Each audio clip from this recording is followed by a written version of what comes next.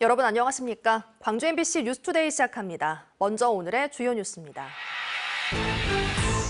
무등산 세계지질공원 지정 6주년을 기념해 1,187명의 시민들이 무등산권 지오 마라톤 대회에 참여했습니다.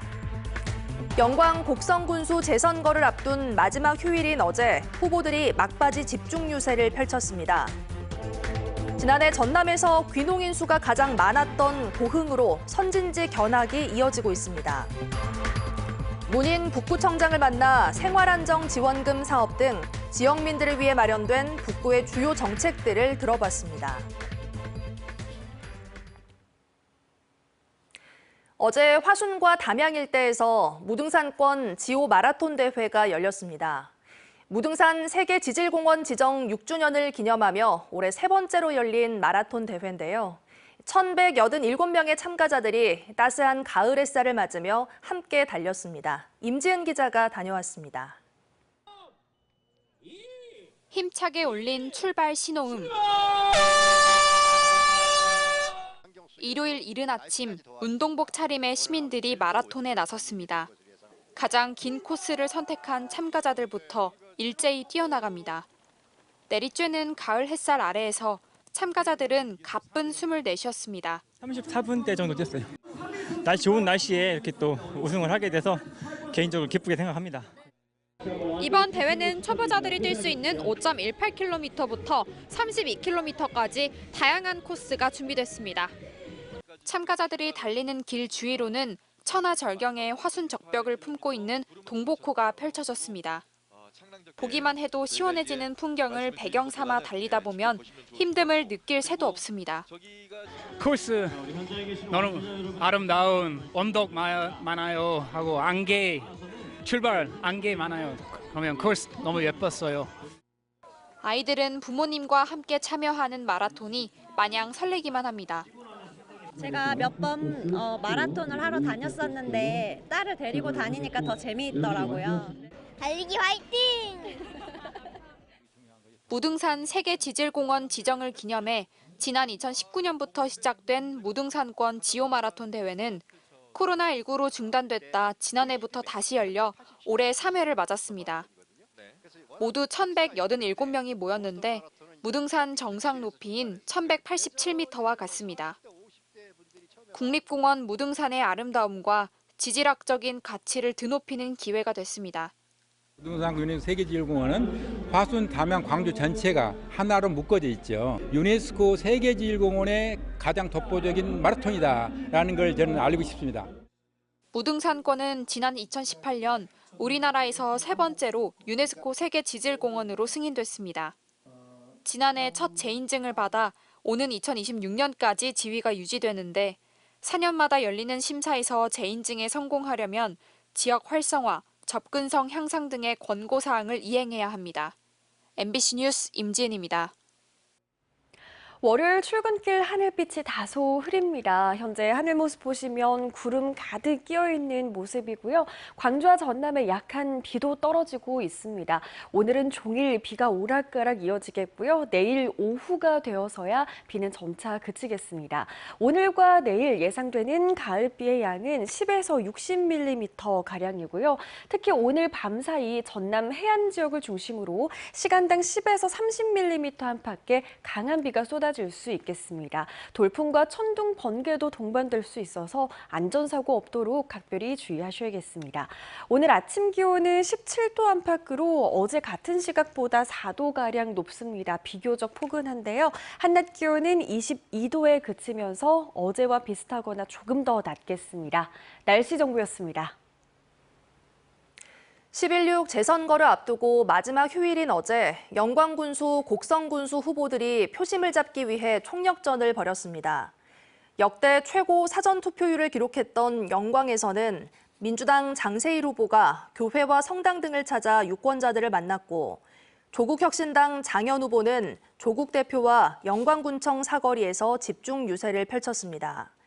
진보당 이석하 후보 역시 영광대교회 앞에서 신도들에게 지지를 호소했고 무소속 오기원 후보도 예배에 참석해 유세를 이어갔습니다. 곡성에서는 민주당 조상래 후보, 국민의힘 최봉희 후보, 조국혁신당 박웅두 후보, 무소속 이성노 후보가 장날을 맞은 읍내 장터에서 막바지 총력전을 펼쳤습니다. 지난해 고흥으로 귀농 귀촌한 인구가 1,600명이 넘습니다. 전라남도 시군 가운데 귀농 귀촌 인구가 가장 많은 건데요. 성공적으로 정착한 사례를 배우겠다며 전국에서 발걸음이 이어지고 있습니다. 김단비 기자가 보도합니다. 고흥군 대서면의 한 한우 농장입니다. 태어난 지 갓 1년이 지난 암소들이 따사로운 가을 햇살을 맞으며 여유를 만끽합니다. 답답한 축사 대신 자유롭게 뛰어다닐 수 있도록 별도 공간을 마련한 겁니다. 2009년 퇴직 후 고흥으로 귀농한 송유종 씨는 동물복지농장 인증을 목표로 소 160여 마리를 키우고 있습니다. 귀농 초기 5천만 원에 불과하던 연매출은 어느새 3억 원까지 올랐습니다. 중요한 게 햇볕과 운동이에요. 그래서 자연스럽게 소가 건강하게 좋은 송아지를 생산하기 위한 하나의 방법이죠. 송 씨 농가는 성공적인 귀농 정착 사례로 귀농인들의 길잡이 역할도 하고 있습니다. 충남을 비롯해 전국 각지에서 선진지 견학이 이어지고 있습니다. 운동장 시설이라든지 쾌적한 환경이 첫인상에 돋보이는 그런 농장이었습니다. 최근 5년 동안 고흥군으로 귀농 귀촌한 인구는 9천 명.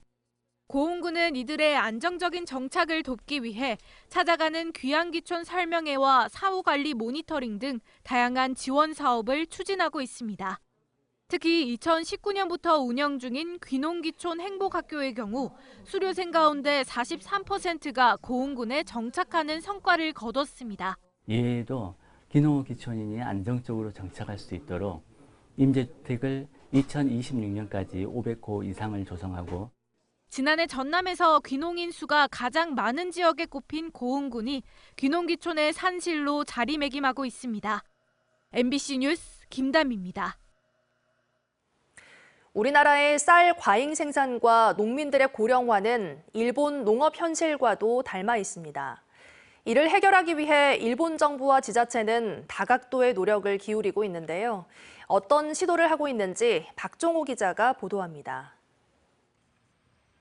북해도의 넓은 농경지 한복판에서 공사가 한창입니다. 서로 인접한 7필지의 논을 하나로 만들기 위해 중장비가 동원된 겁니다.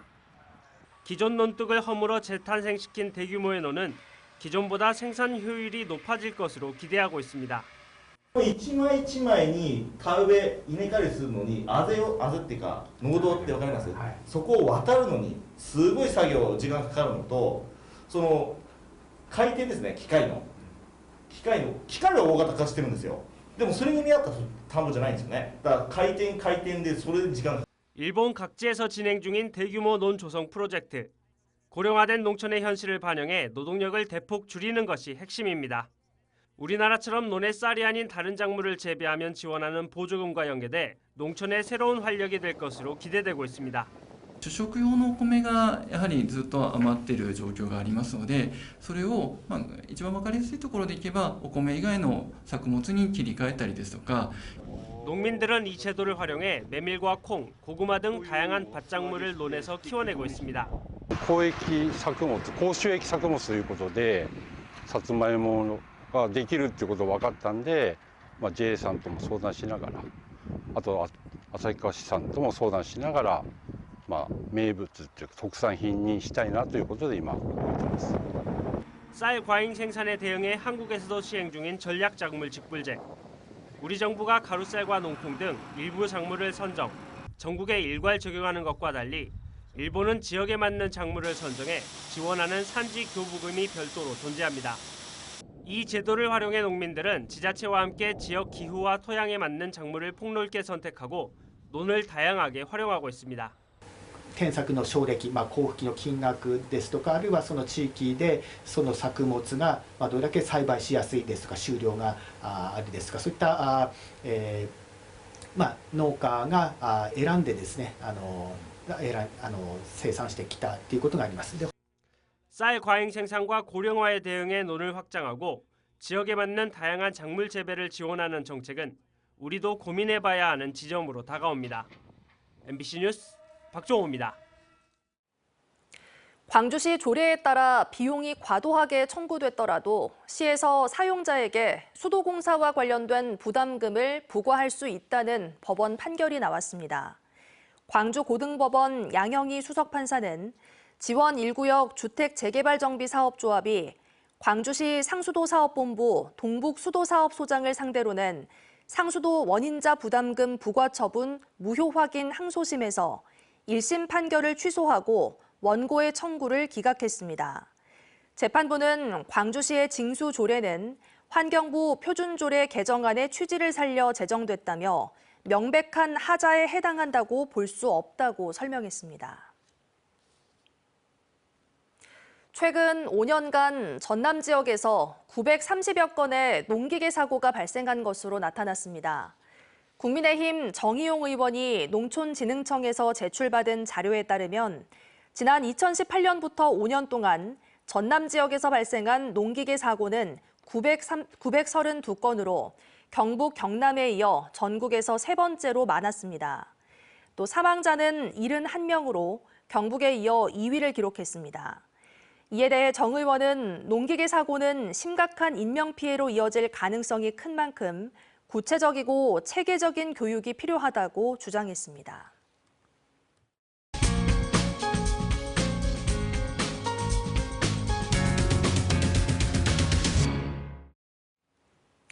현장을 찾아가 직접 목소리를 들어보는 인터뷰 온 시간입니다. 오늘은 최근 생활안정지원금을 지급하며 국민들의 삶의 질을 높이기 위해 뛰고 있는 문인 북구청장을 만나봤습니다.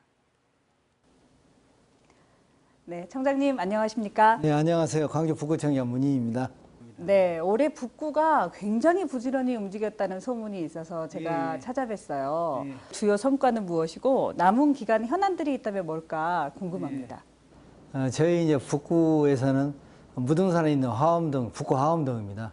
평등의 습지가 람사르 습지로 광주에서는 최초로 전국에서 26번째로 람사르 습지로 인정 등록이 됐습니다. 그리고 지금 무등산에서 영산강까지 가는 그 생태축 연결 통로를 지금 사업을 진행하고 있습니다만 지난 8월 5일 날 한세봉과 삼각선을 잇는 사업이 개통이 됐고요. 민생경제 회복을 위해 최선을 다하고 있는데요. 지금 온누리 상품권을 사용할 수 있는 골목형 상경가 이걸 지금 21개 광주 최다 지금 현재 지정받아서 하고 있는데 30개를 늘리고 또 중소기업들도 어렵습니다. 내수 부진으로 많이 힘들어하기 때문에 해외 시장을 개척을 좀 지원해서 작년에도 2차례 제가 같이 갔습니다만 올해 하반기에도 싱가포르, 인도네시아에서 수출 계약에도 저희들이 더 노력할 계획으로 있습니다. 광주 북구가 생활안정지원금을 지급하기 시작하셨단 말이에요. 예, 지난달 10일부터 지급을 시작했다는 뉴스를 제가 봤어요. 어떻게 이 제도를 시행하게 되셨는지 그리고 이 지원금은 누구에게 얼마가 지원되는지 궁금하더라고요. 현장에서 만나는 소상공인들께서 다 망하고 나서 더 도와주면 무슨 소용이 있느냐 말씀들이 많이 하고 계시거든요. 이에 따라서 저소득층 주민에서 생활 안정을 위한 최소한의 그런 경제활동을 통해서 소상공인의 내수 진작을 이렇게 도와주기 위해서 근본 생활 안정 지원금을 추진하게 되었습니다. 액수는 얼마가 지원됩니까? 북구 관내에 거주하고 계시는 기초수급자와 차상위 계층 저희들이 당초에는 1인당 10만 원인데 40억을 계산했습니다. 계산하다 보니까 한 3만 5천 명 정도, 35억 정도를 지금 현재 지급하고 있습니다. 네, 마음은 있어도 이게 그 예산으로 따지면 적은 액수가 아니잖아요. 예산은 얼마나 어렵게 확보를 하셨을지, 그리고 지원 받으신 분들이 있으실 텐데 반응은 어떤지 궁금합니다.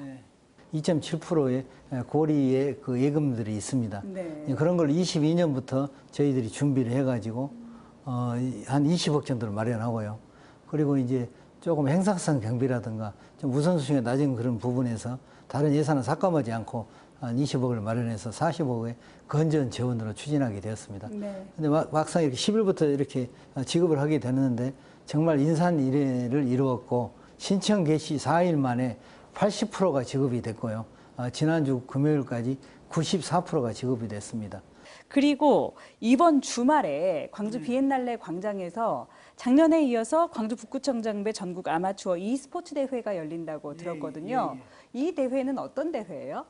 일단 우리 아마추어 e스포츠 대회는 게임 산업을 활성화하고 건전한 게임 문화를 정착시키고자 하는 전국 단위 행사입니다.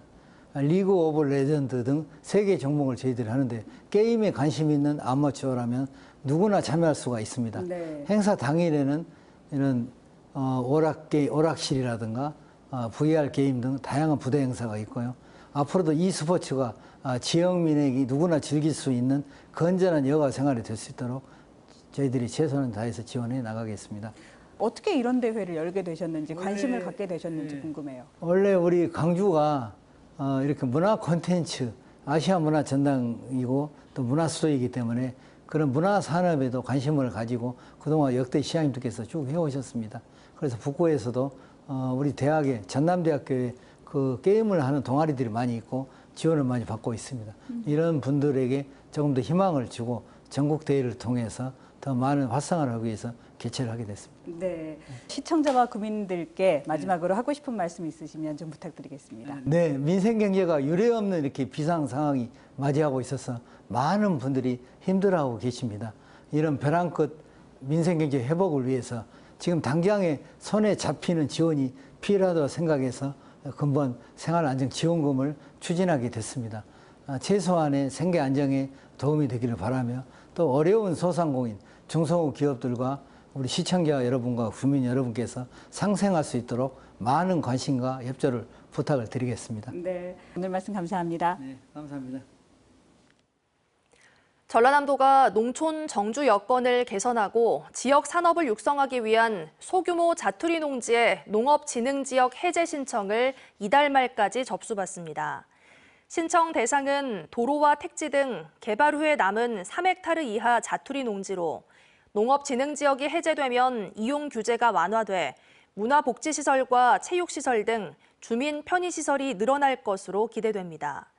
전국의 농업진흥지역은 76만 9천 헥타르로 이 가운데 전남은 21.7%인 16만 7천 헥타르를 차지하고 있습니다.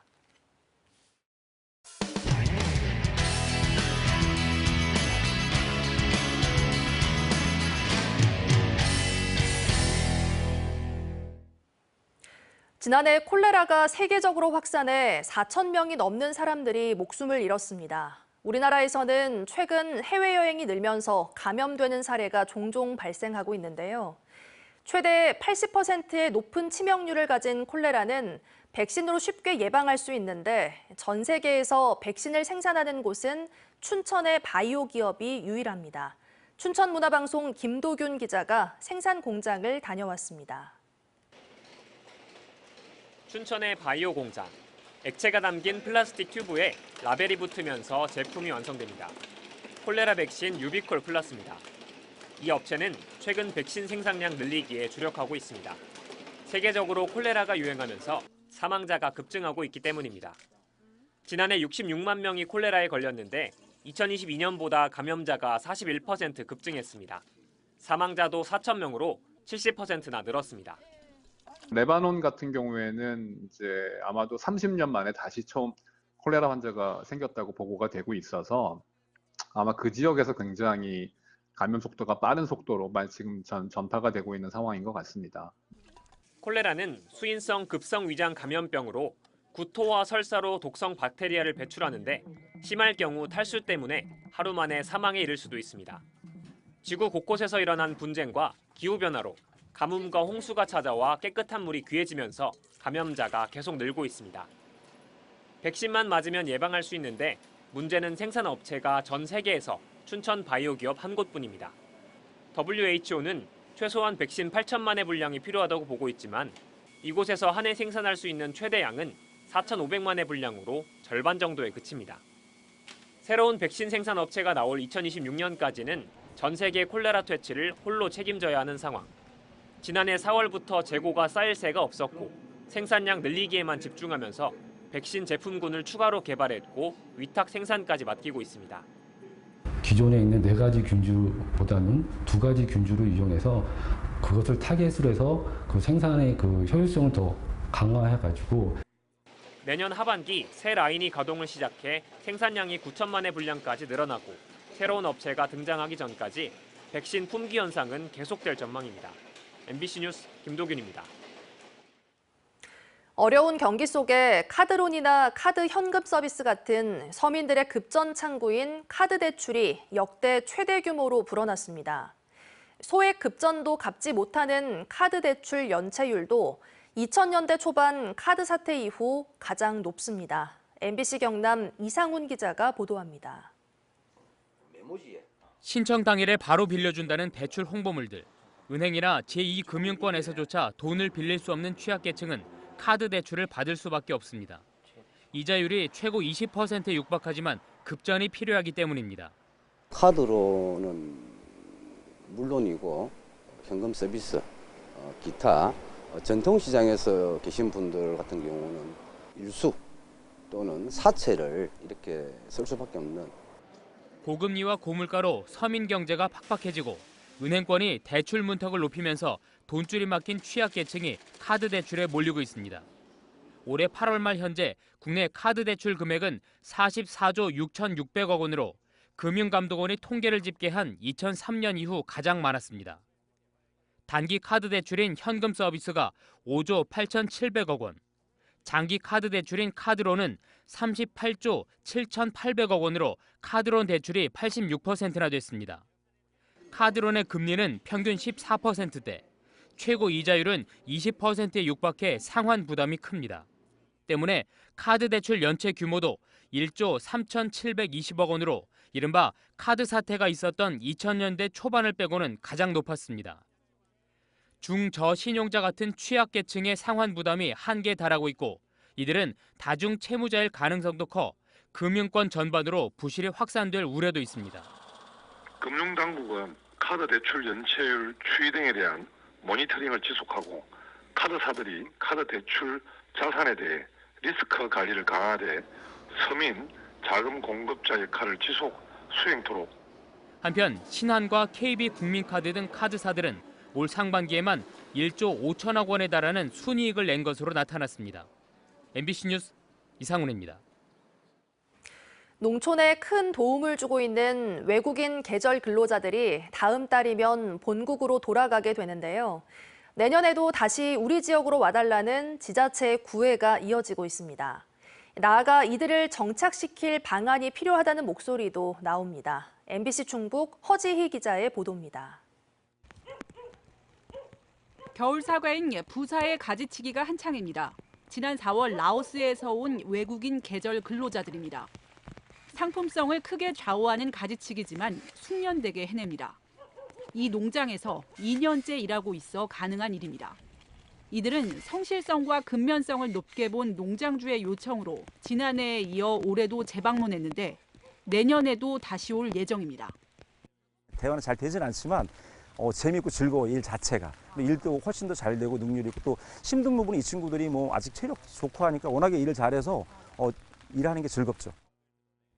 계절 근로자 제도가 정착되면서 숙련된 일꾼을 재유치하기 위한 요청이 늘고 있습니다. 이 때문에 지자체마다 행정 재정 지원도 확대되는 실정입니다. 음성군은 올해 1억 5천만 원 상당의 산재 보험료를 비롯해 5개월 이상 체류하면 받아야 하는 마약 검사비를 대신 내줬습니다. 지난해부턴 지역 관광도 시켜줘 사기도 올려줬습니다. 내년부턴 관내 보건소와 협력병원에서 진료 시 100% 건강보험 수가를 적용받을 수 있도록 민간보험 가입도 행정 지원합니다.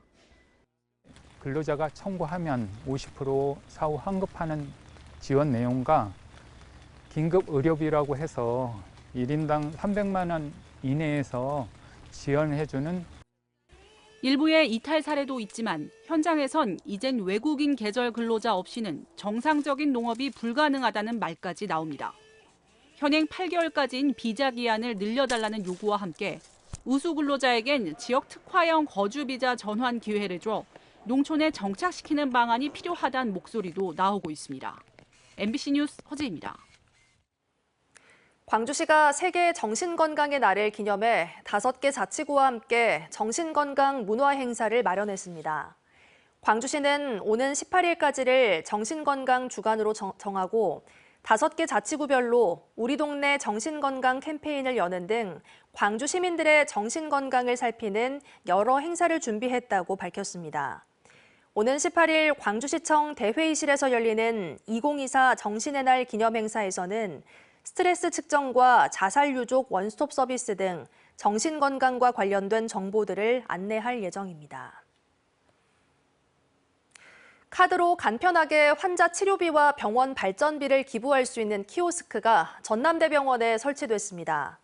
전남대병원 발전후원회는 병원 1동 1층 진료협력센터 앞과 어린이병원 6동 1층 원무과 옆에 신용카드나 삼성페이 등으로 기부할 수 있는 사랑의 기부 키오스크를 설치했다고 밝혔습니다.